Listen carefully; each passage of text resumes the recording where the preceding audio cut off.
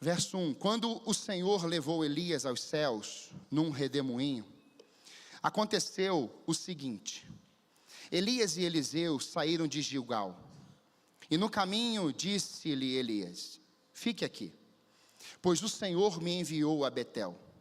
Eliseu, porém, disse: juro pelo nome do Senhor e por tua vida, que não te deixarei ir só. Então foram a Betel. Em Betel, os discípulos dos profetas foram falar com Eliseu e perguntaram: você sabe que hoje o Senhor vai levar os céus, o seu mestre, separando-o de você? Respondeu Elias: sim, eu sei, mas não falem nisso. Então Elias lhe disse: fique aqui, Eliseu, pois o Senhor me enviou a Jericó. Ele respondeu: juro pelo nome do Senhor e por tua vida, que não te deixarei só. Desceram então a Jericó. E em Jericó, os discípulos dos profetas falaram com Eliseu e lhe perguntaram: você sabe que hoje o Senhor vai levar para os céus o seu mestre, separando-o de você? Respondeu Eliseu: sim, eu sei, mas não falem nisso. Em seguida, Elias lhe disse: fiquem aqui, pois o Senhor me enviou ao rio Jordão. Ele respondeu: juro pelo nome do Senhor e por tua vida, que não te deixarei só. Então partiram juntos. 50 discípulos dos profetas os acompanharam e ficaram olhando à distância, quando Elias e Eliseu pararam à margem do Jordão. Então Elias tirou o manto, enrolou e com ele bateu nas águas. As águas se dividiram e os dois atravessaram em chão seco. Diga assim: e os dois atravessaram em chão seco. Depois de atravessar, Elias disse a Eliseu: o que posso fazer em seu favor antes que eu seja levado para longe de você? Respondeu Eliseu: faze de mim o principal herdeiro do teu espírito profético. Disse Elias: seu pedido é difícil, mas se você vir quando eu for separado de você, terá o que pediu. Vou repetir essa parte. Seu pedido é difícil, mas se você me vir quando eu for separado de você, terá o que pediu. E tinha que ver, do contrário, não será atendido. De repente, enquanto caminhavam e conversavam, apareceu um carro de fogo puxado por cavalos de fogo que os separou. E Elias foi levado aos céus num redemoinho. Quando viu isso, Eliseu gritou: meu pai, tu eras como os carros de guerra e os cavaleiros de Israel. E quando já não podia mais vê-lo, Eliseu pegou as próprias vestes e a rasgou ao meio. Depois pegou o manto de Eliseu, que tinha caído, e voltou para a margem do Jordão. Então bateu nas águas do rio com o manto e perguntou: onde está agora o Senhor, o Deus de Elias? Tendo batido nas águas, elas se dividiram e ele atravessou. Pai, essa é a tua palavra, ministra em nós, nesse tempo que temos, no nome de Jesus. Aos pastores, à igreja, o propósito de Deus levantar um profeta sempre foi e sempre será transmitir a sua palavra ao povo. A palavra profeta, ela significa boca de Deus. Então, se há um princípio dentro de outros, e o primário é que quem é levantado por Deus precisa compreender que a mensagem não é da terra. Quem é levantado por Deus precisa compreender que o que se carrega sem a presença do Espírito é natureza caída. Não é porque a gente confessou Jesus que dentro de nós a nossa natureza ruim, ela se foi. Paulo fala exatamente isso. Porque dentro de nós temos a natureza boa, o Espírito está dentro de nós, mexendo e arrancando a ruim. Mas ainda há dentro de nós o quê? Essa carne, essa corrupção. E é por isso que diariamente nós temos que permitir que o Espírito vá matando essa carne todo santo dia. Amém? É diante disso que nós temos na palavra de Deus esse chamado, não somente a Eliseu, mas a Elias.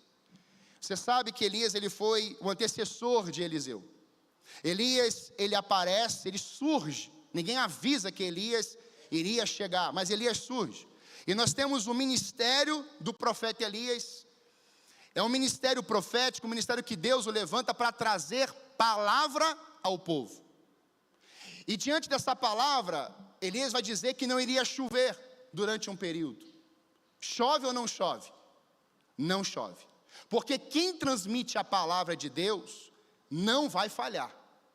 A palavra de Deus, ela não pode ser corrompida, não pode ser desviada, ela não pode se perder. Há um conteúdo dentro de nós, a Bíblia chama cada um de nós de cartas vivas. Então, diante disso, a chuva não cai, 3 anos e meio. Miséria vem sobre a terra, era o juízo de Deus. Mas o mesmo Elias, que carregava uma mensagem, vai dizer, vai voltar a chover. E para isso ele restaura o altar. Isso tinha a ver com Israel estava dividido. Israel estava em suas separações, seus corações divididos. E por isso, ele vem, pega as pedras, constrói, levanta ali um altar, ele coloca ali um sacrifício, e aí Deus responde com fogo naquele ambiente, e após isso Elias declara que a chuva voltaria, e ele manda o seu servo ver se tinha uma nuvem no céu. Da 7ª vez, o servo volta, e ele diz, olha, eu não estou vendo nada, a não ser uma nuvem tamanho da mão de um homem. E aí o que acontece depois? A chuva vem. O mesmo servo de Elias, que estava vendo uma nuvem, quando ele fala para Elias, olha, eu vi só uma nuvem, o profeta estava dizendo, eu já ouço o barulho de uma chuva pesada. No ministério, na igreja, nós vamos ter pessoas que vão ver uma nuvem do tamanho da mão de um homem, e há pessoas que carregam um discernimento do Espírito, que estão sendo guiados pelo ministério do Espírito Santo, que elas já vão ver, mesmo que só tenha uma nuvem, elas já vão ouvir o barulho de uma chuva pesada. Diga amém. Amém. Pastor, por que se diferencia o nível de busca, o nível de entrega? O profeta Elias foi um profeta que se entregou.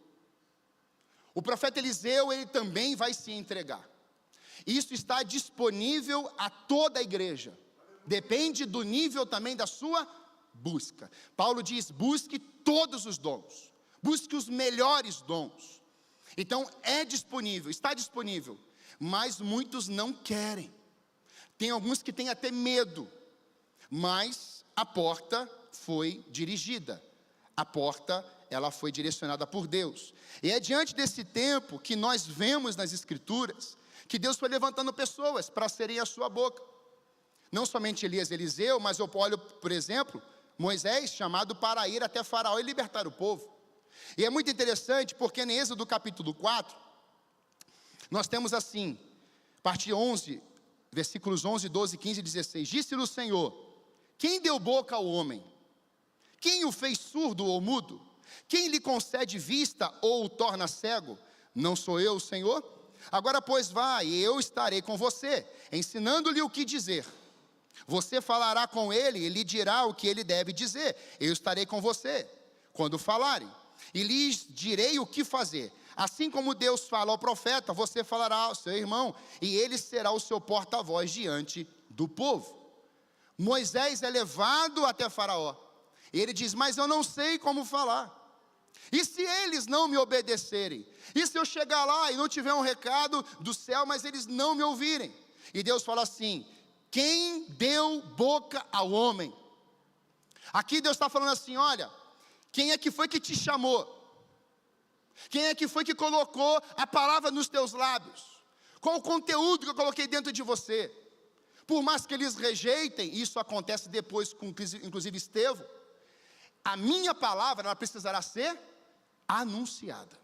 Então é diante desse tempo aqui, que Moisés experimentou isso. E nós sabemos que Moisés falou, demorou um pouco, né? Teve ali a luta, Faraó não deixou, mas o povo chegou aonde? Do outro lado do rio, do Mar Vermelho. Toda a palavra de Deus, você querendo ou não, ela vai se cumprir. Aleluia. Fala assim comigo, toda a palavra do meu Deus, eu querendo ou não, vai se cumprir. Não existe, igreja amada, esse negócio de dizer assim, Deus falou, eu penso diferente. Deus declarou, eu penso na minha opinião. Nossa opinião pouco importa para Deus. Agora, a tua obediência devia ser um decreto no teu coração e no meu coração, amém? Isso é o que Deus espera de nós, porque só vão receber as bênçãos quem? Quem obedece. Deuteronômio já tinha dito isso.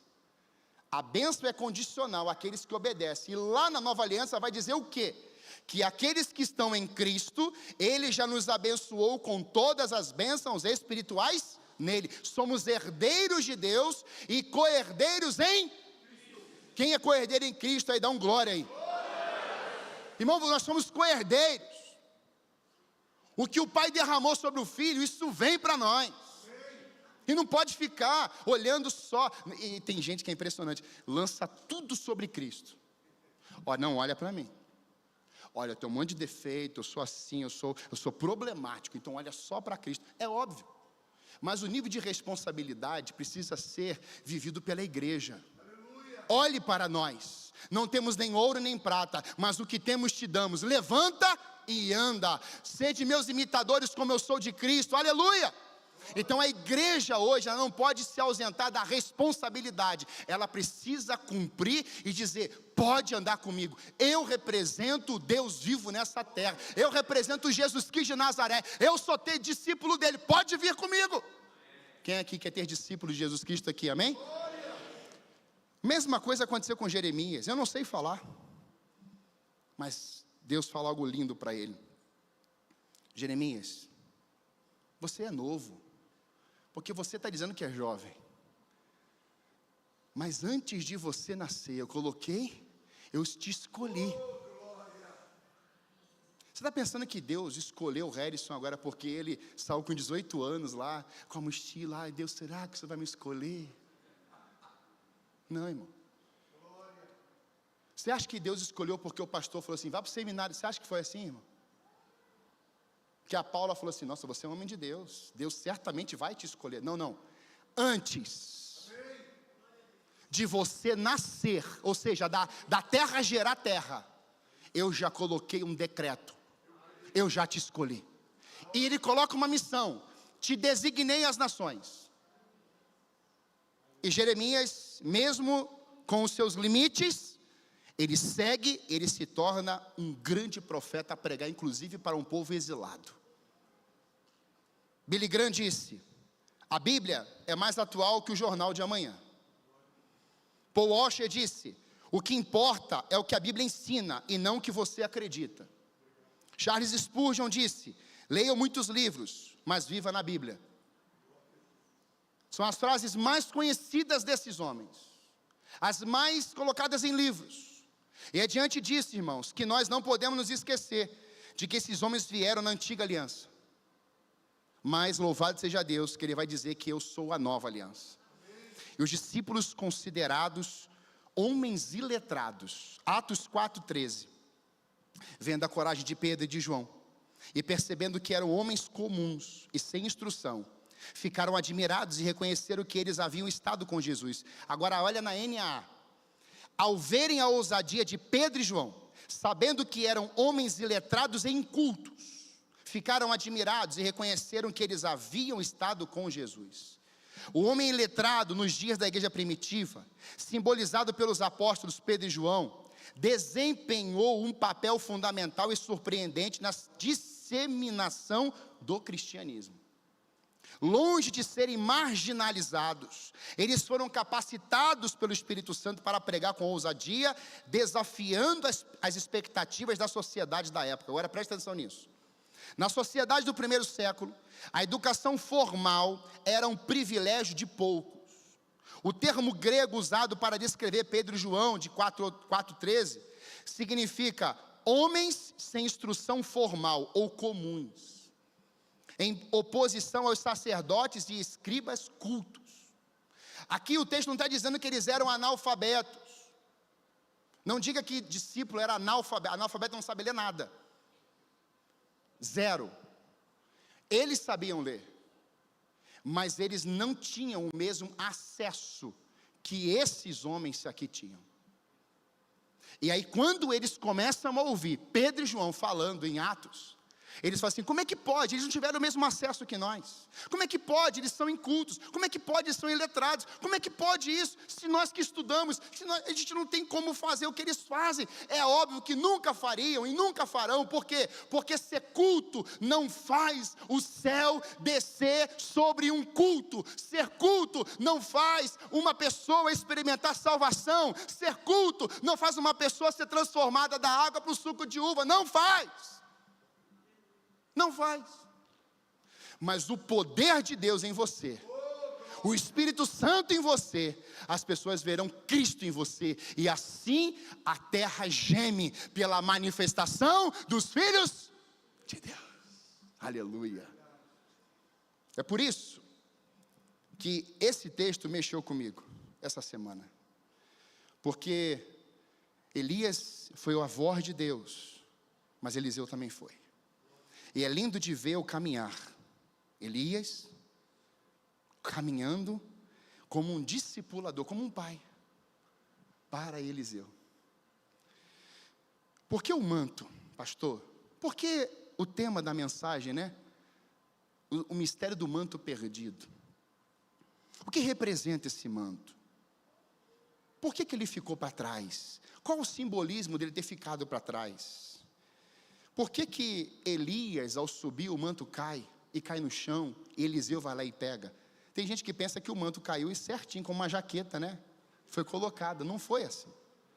Quando Elias ele é arrebatado, a carruagem de fogo vem, o decreto de Elias era, você precisará olhar, enquanto você estiver me vendo. Isso tem uma mensagem, irmãos. Porque não tinha a ver com a carruagem, tinha a ver com o que Elias ensinava a Eliseu. O profeta, irmãos, ele representava Deus. Por isso que diz boca de Deus. Carruagem de fogo era um instrumento, uma coisa. O profeta era o homem de Deus. Então olha que coisa profunda. Quando o Elias está sendo arrebatado com aquela carruagem de fogo, o Eliseu não está olhando para a carruagem. O Eliseu está olhando para Elias. Isso é uma mensagem para nós. Elias operou com sinais e maravilhas durante muitos anos. Mas foram os 10 últimos anos dele, após a depressão e o pensamento de morte, que fizeram com que Elias se tornasse o pai de Eliseu. E foi porque, eu falei semana que vem, porque Elias trouxe a paternidade para a vida de Eliseu. Não houve mais um sinal, nenhum milagre sendo feito por Elias. Mas a formação aconteceu. O que estava dentro de Elias, aquilo que Deus pôs dentro dele, transferiu, foi colocado, foi compartilhado, foi lado a lado, lado a lado. E é por isso que me enriquece tanto esse texto, porque Eliseu não quis sair de perto de Elias. Por isso, pastores, igreja, Eliseu pegou aquela capa. O que essa capa mostra para nós hoje? O mistério do manto perdido revela que o chamado de Deus para nós é privilégio e não uma carga pesada.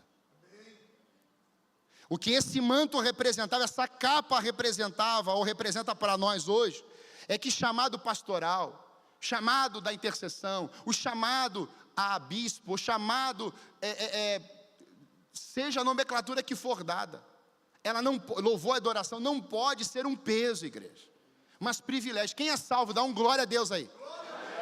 Nós somos privilegiados de sermos salvos. Privilegiados. Peso, irmãos, não vem de Deus. O que é que significa peso? Glória. Tem gente usando peso humano, esquecendo do peso de glória. O que Deus tem para oferecer para a igreja e as lideranças, não é peso do chamado,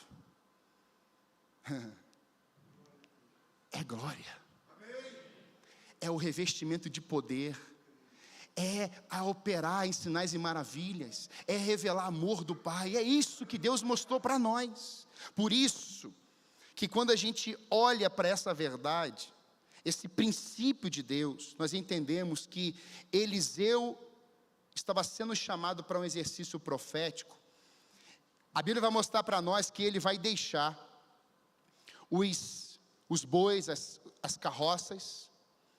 Ele fala assim: deixa eu me despedir do meu pai, dos meus pais. Eles vai, porque você sabe a missão que eu tenho para você.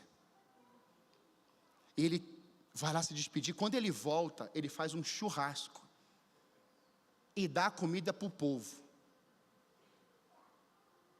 Pede meio-dia falando de churrasco, né, irmãos? O que é que está segurando você? Carne? Cavalos? Porque o Johnny e o Harris disseram assim: não tem mais carroça, não tem mais boi, me despeço da minha família, e agora eu tenho um chamado. Porque o chamado de Deus para a minha vida não tem volta. Diga assim: o chamado de Deus para a minha vida não tem volta. Pastor, o que esse mistério do manto nos mostra?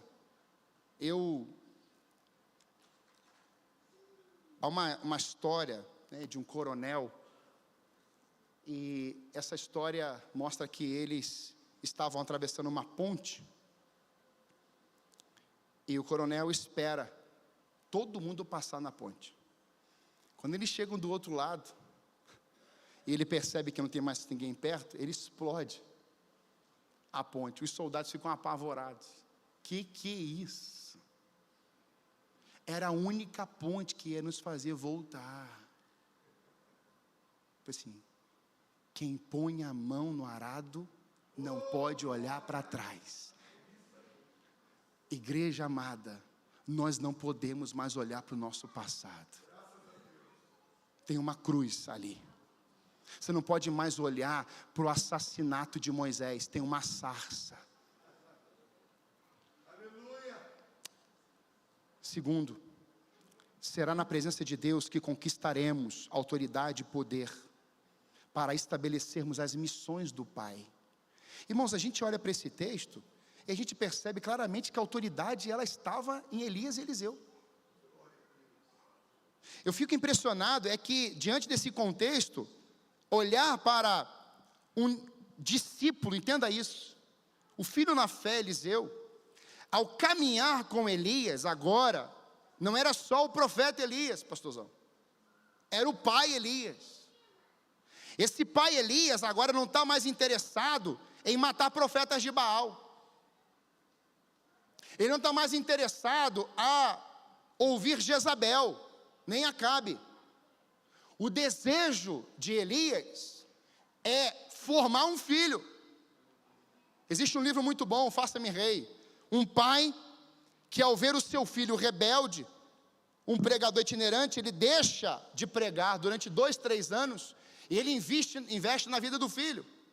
Com o tempo se passando, esse pai, ao formar um filho, o pai vai tentar voltar a pregar nas igrejas, não consegue mais, porque mudou várias igrejas, os seus pastores sênios, e agora esse filho formado se torna um pastor itinerante, e foi muito mais longe que o pai. Eu olho para essa verdade, eu percebo que Elias entendeu isso, tanto é que em Gilgal, ele fala com Eliseu: fique aqui, e Eliseu diz: eu não vou ficar. Se o profeta hoje falar assim: fique aqui, eu vou para lá, desobedeça, eu vou contigo. É isso que está aqui. Porque a autoridade, eu tenho dito isso, você só conseguirá a autoridade se você entender o poder da submissão. Tem gente querendo autoridade, mas nunca foi submisso. Tem gente querendo poder, mas nunca se submeteu. Tem gente querendo mandar, mas nunca soube o caminho da submissão. A submissão, ela habilitará a autoridade sobre a tua vida. É por isso, e foi por isso que quando Eliseu foi marcado por Deus aqui, com a capa de Elias, Deus viu a submissão de Eliseu. É lindo porque ele fala assim: então eu vou ali em Betel. Ele fala assim: eu vou contigo. Eu vou ali em Jericó. Eu vou ali contigo. Eu vou ali no Jordão. Ele repete: eu vou com o Senhor. E é interessante porque eles estão agora no Jordão, e Elias faz algo incrível. Ele tira o manto, ele enrola e ele bate nas águas. Sabe quem está vendo isso, igreja? O Eliseu. O Eliseu está vendo o sim de Elias, e o Eliseu está vendo o poder sobrenatural através de Elias. Não basta só falar, irmãos. Tem gente que fala, mas quais são os sinais? O que está saindo dessa fala em ações? Não é só falar que ora, não é só falar que jejua, não é só falar que lê Bíblia, é falar e revelar. É ver um doente e ir lá orar por ele. Você sabia que tem gente que não consegue orar por gente enferma? Tem medo.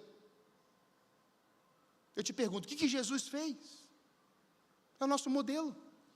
Quando Eliseu está olhando para Elias, pega o manto, coloca na água e a água abre, eles andam a seco, ele está entendendo que tem um poder sobrenatural sobre a vida de Elias.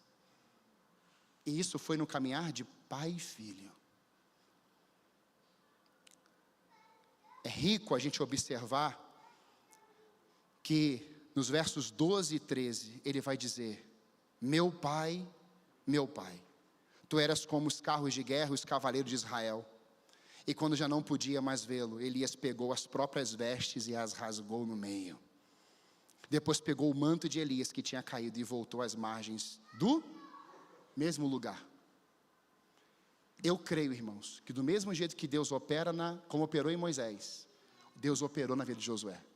O mesmo Deus que operou na vida de Elias, foi o mesmo Deus que operou na vida de Eliseu. O mesmo Deus que veio em forma de homem e levantou aqueles 12 e falou assim: agora vocês vão em dois e comecem a curar, comecem a libertar, comecem a derramar isso sobre o povo, porque aqueles que são ungidos para pregar as boas novas, libertar os endemoniados, os cativos, anunciar o ano aceitável do Senhor.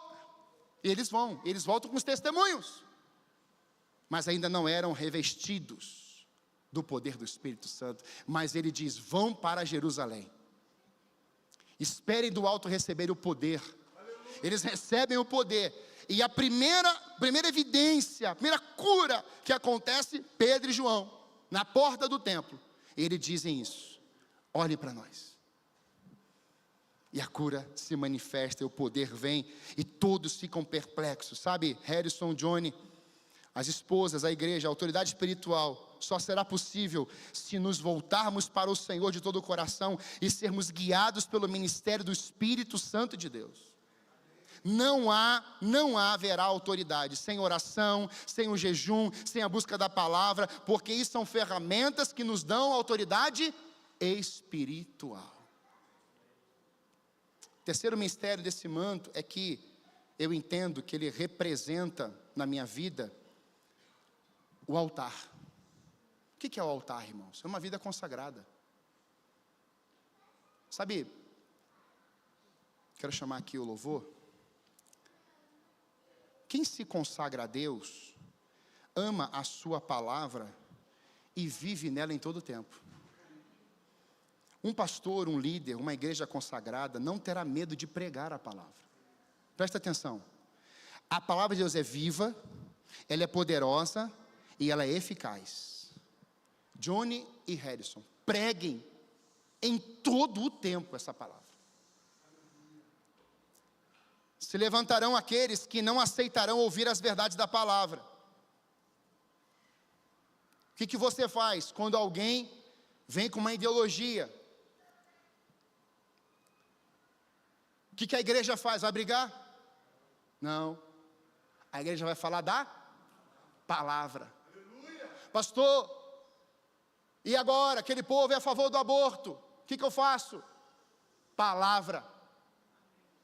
Marcelo Lipatim pregou sexta-feira aqui para os homens. E que pena, homem, você não esteve aqui. Porque ele disse a simplicidade do Evangelho.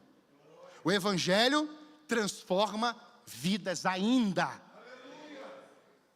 Transformou ele.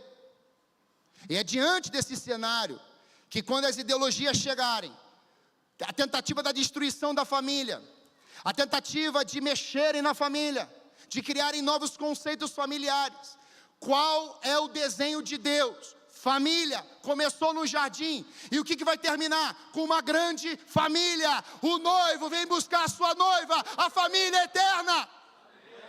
Mas o inferno quer destruir famílias hoje. Então mantenham suas posições, igreja. E os dois que estão aqui, as esposas, mantenham as posições.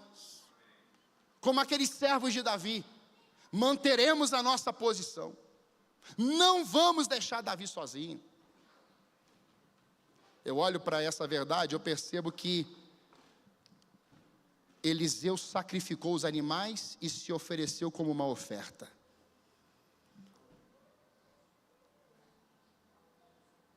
Como que a gente consegue vivenciar nos dias atuais no chamado de Deus para nós, nos ofertarmos a Deus, irmãos? Eu, quando olho para o meu pai mexe muito comigo. Eu estava no Bambu e meu pai, eu vi uma ministração, peguei meu telefone e gravei um áudio para ele. Gravei um áudio para ela, minha mãe, para Débora, as minhas filhas. E eu falei assim: olha, eu vou fazer algo na minha vida, a partir de agora, até a morte. Eu vou investir nos filhos. Pastor, o senhor estava fazendo isso? Claro que estava, irmão. Mas o desejo do meu coração incendiou e formou uma geração. Em Gilgal, Jericó, Betel, tinham escolas de discípulos, de profetas. Como é que você acha que isso evidenciou de algo tão forte? Nem era dito antes, nem era percebido antes. Mas os últimos 10 anos, no ministério de Elias, com Eliseu, fez com que essas escolas evidenciassem os profetas. Irmãos, eu sei que muitas igrejas vão ser plantadas. A gente não precisa de muitos pastores, de muitas igrejas não, irmãos. A gente só precisa viver uma vida ofertada a Deus. Essa é a verdade. A gente ordena, a gente consagra, a gente levanta, Deus vai levantando. Mas, irmãos, se hoje são 40 milhões, quase 50 milhões de evangélicos no Brasil, evangélicos. Não é cristão católico não, só não, evangélicos. Como é que está o nosso Brasil, irmãos? Então não é só por ter o número, a gente precisa viver a consagração plena. Sabe, eu quero gastar minha vida em formar filhos na fé. Ide, fazer discípulos, batizando em nome do Pai, do Filho e do Espírito Santo. Meu pai ontem estava evangelizando um camarada aqui no posto, antes de vir para o concílio. Ele falou de Jesus, o cara aceitou Jesus. Ele vem dar o nome, o Eric mandou mensagem para o jovem já respondeu, o jovem falou que já vem hoje. Você está entendendo? Gastar vida, irmãos, é falar do amor de Deus, simples. Mas, fechando, o Elias vem, sobe, o manto cai, Eliseu volta, abre o Jordão e atravessa. E o que aconteceu com Eliseu?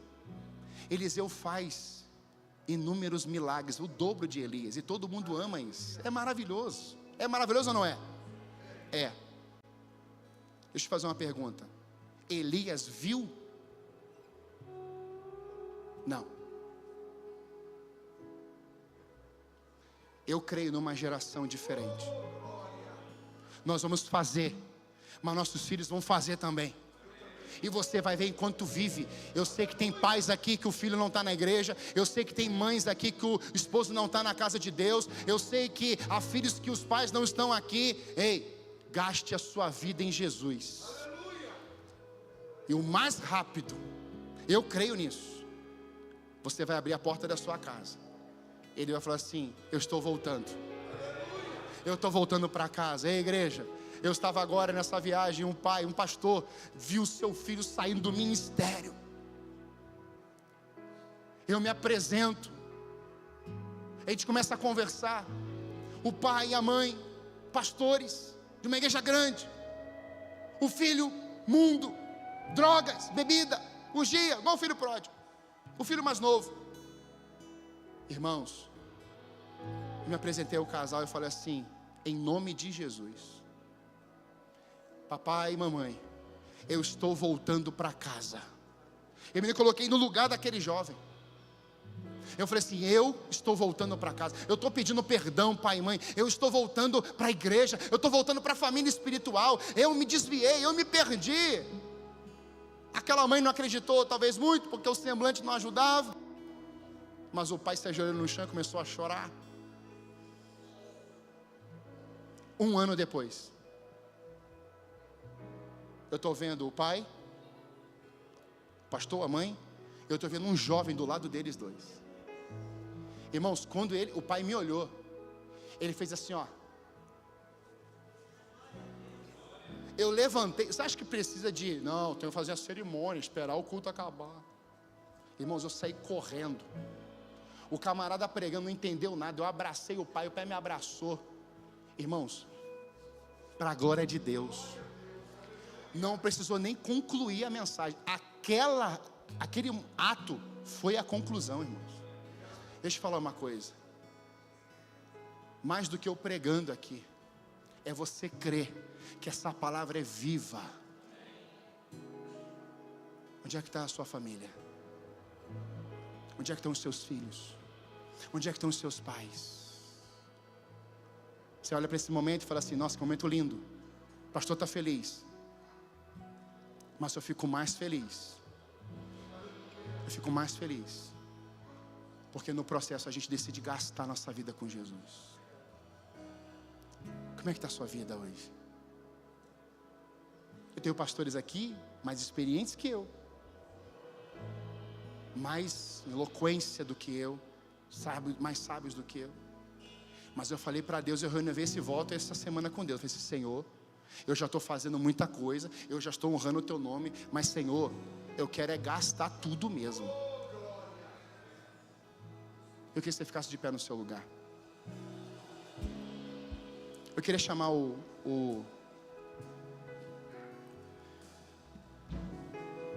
para fechar esse culto.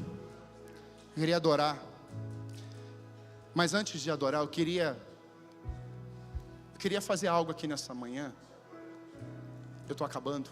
Só para a gente entender a dinâmica dessa palavra. Quem é que você está vendo da sua família que não está aqui ainda? Pastor, a minha família, tem uma parte dela que não está aqui. Deus me deu um quebrantamento essa semana, a clamar para que a família esteja 100% no altar. E eu creio nisso, irmãos. Eliseu fez coisas extraordinárias, mas o poder da família se manifestou ali.